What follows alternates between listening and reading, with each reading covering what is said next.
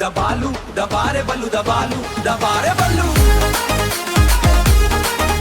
दबालू दबारे बल्लू दबालू दबारे बल्लू।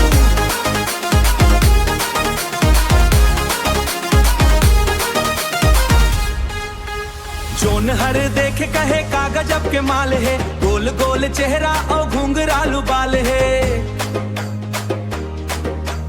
जोन हर देखे कहे का गजब के माल है, गोल गोल चेहरा और घुंघरालू बाल है। सुनना टूरी के उम्र है सतारे, दिखे में लागत है खतरा रे, ये लागत है मोला गुड़ के डली मारत है भारी नखरा रे। सुनना टूरी के उम्र है सतारे, दिखे में लागत है खतरा रे, ये लागत है मोला गुड़ के डली मारत है भारी नखरा रे।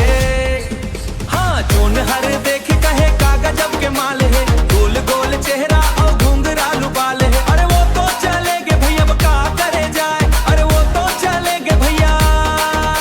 दबालू दबारे बल्लू दबालू दबार दबालू दबारे बल्लू दबालू दबारे बल्लू।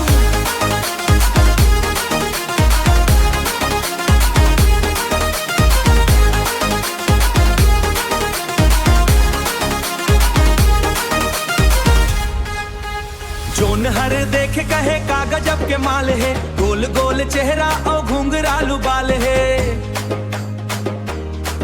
हाँ जोन हर देखे कहे का गजब के माल है, गोल गोल चेहरा और घुंघरालू बाल है।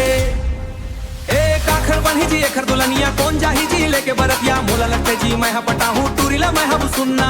काखर बनी जी एखर दुल्हनिया कौन जाही जी लेके बरतिया, मोला लगते जी मैं पटाहूँ एही टूरीला मैं बिहाहूँ। जोन हर देखे कहे का गजब के माल है, गोल गोल चेहरा और घुंघरालू बाल है।